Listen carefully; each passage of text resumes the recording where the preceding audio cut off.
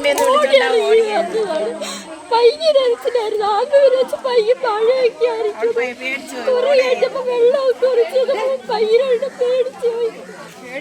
കുഞ്ഞ് എന്തിനാണ് ഇങ്ങനെ ഭയപ്പെട്ട് കരഞ്ഞുകൊണ്ട് സംസാരിക്കുന്നത്? അതിനെക്കുറിച്ചാണ് ഇനി പറയുന്നത്. ഇത് കൊല്ലം ജില്ലയിലെ ചടയമംഗലം ഗ്രാമപഞ്ചായത്തിൽപ്പെട്ട പോരയിടത്തിനടുത്ത് കണ്ണമ്പാറ തോട്ടമാണ്. ഈ കണ്ണമ്പാറ തോട്ടം ഇപ്പോൾ കുറേ ആളുകൾ വന്ന് വാങ്ങി അവിടെ വലിയ രീതിയിൽ ഒരു പാറ പൊട്ടിക്കൽ നടക്കുന്നുണ്ട്.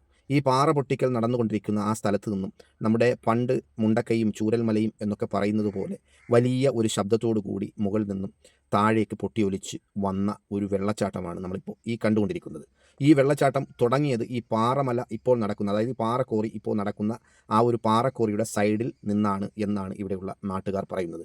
എന്തായാലും വളരെ ഭീകരമായ തരത്തിലാണ് ആ ഒരു ശബ്ദം കേട്ടതെന്നും ഇവിടെയുള്ള ആളുകൾ പറയുന്നു. ഇതിൻ്റെ തുടക്കം, അതായത് ഈ ഒരു വെള്ളച്ചാട്ടം തുടങ്ങുന്നതിന് മുന്നേ തന്നെ ഈ ഒരു ഉരുൾപൊട്ടൽ മാതിരിയുള്ള ഒരു ശബ്ദമായിരുന്നു കേട്ടതെന്നും അതിനുശേഷം വലിയ സ്പീഡിന്, അതായത് നമ്മുടെ പുഴയൊക്കെ ഒഴുകുന്നത് പോലെ വലിയ സ്പീഡിന് ഈ വെള്ളം മുകളിൽ നിന്ന് താഴേക്ക് ഒഴുകി വരികയും അവിടെ നിന്ന് ഒഴുകി തോട്ടിലേക്ക് പോവുകയും ചെയ്തു എന്നാണ് പറയുന്നത്. ഏകദേശം അരമണിക്കൂറോളം ഈ ഒരു സംഭവം നിലനിന്നു, ഈ വെള്ളം ഒഴുക്ക് നിലനിന്നു എന്നാണ് പറയുന്നത്. ഇതൊരു പക്ഷേ ഈ പ്രദേശത്തിൻ്റെ ഉരുൾപൊട്ടാൻ തുടങ്ങുന്നതിൻ്റെ ആദ്യ ലക്ഷണമാകാം എന്ന് പോലും ഇവിടെയുള്ള ആളുകൾ പറയുന്നുണ്ട്.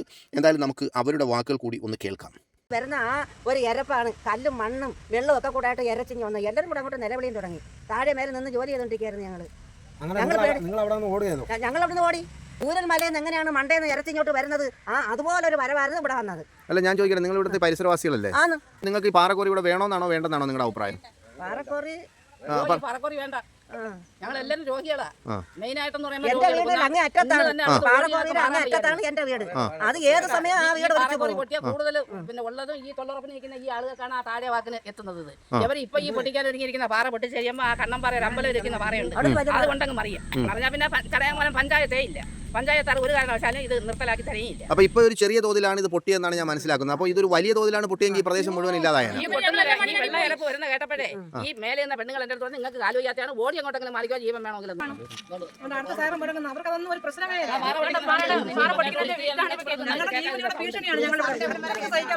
ഒരു കാര്യം കൂടി നിങ്ങളോട് ഓർമ്മിപ്പിക്കുകയാണ്, അതായത് ഇവിടുത്തെ അധികാരികളോട്, ഇവിടുത്തെ പഞ്ചായത്തിനോട്, ഇവിടുത്തെ ഗവൺമെന്റിനോട് ഓർമ്മിപ്പിക്കുകയാണ്. ഇപ്പോൾ ഒരു സൈറൺ മുഴങ്ങിയത് നിങ്ങൾ കേട്ടു. ഈ സൈറൺ മുഴങ്ങുന്നത് യഥാർത്ഥത്തിൽ ഈ പാറ പൊട്ടിക്കാൻ പാടില്ലാത്ത സമയത്താണ്. പ്രത്യേകിച്ചും ഈ പ്രകൃതിയൊക്കെ ഇങ്ങനെ പെയ്തിറങ്ങിക്കൊണ്ടിരിക്കുന്ന ഈ സമയത്താണ് ഈ സൈറൺ മുഴങ്ങുന്നത്. അപ്പോൾ അവിടെ മഴയും കാറ്റും വെയിലും മഞ്ഞും ഒന്നുമില്ല, പൊട്ടിച്ചുകൊണ്ടേ ഇരിക്കുകയാണ്.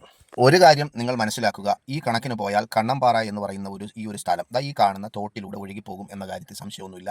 ഈ കാണുന്ന മലയും കുന്നും എല്ലാം ഒലിച്ചിറങ്ങി ഈ തോട്ടിലൂടെ ഒഴുകി ഈ തോടൊരു വലിയ പുഴയായി മാറി ഈ പ്രദേശം മുഴുവൻ നശിച്ച് ഇനിയൊരു മുണ്ടക്കയും ചൂരൽമലയും ആകാൻ ഈ പ്രദേശത്തെ അനുവദിക്കാൻ പാടില്ല എന്നാണ് ഞങ്ങൾക്ക് ഈ അവസരത്തിൽ പറയാം. 100 കണക്കിന് വീടുകളും 1000 കണക്കിന് ആളുകളുമുള്ള ഈ ഒരു പ്രദേശം നാളെ ഒരു മുണ്ടക്കയോ ചൂരൽമലയോ ആകാതിരിക്കുവാൻ ഇവിടുത്തെ അധികാരിവർഗം ശ്രദ്ധിക്കണമെന്ന് മാത്രം അറിയിക്കുന്നു. നന്ദി, നമസ്കാരം.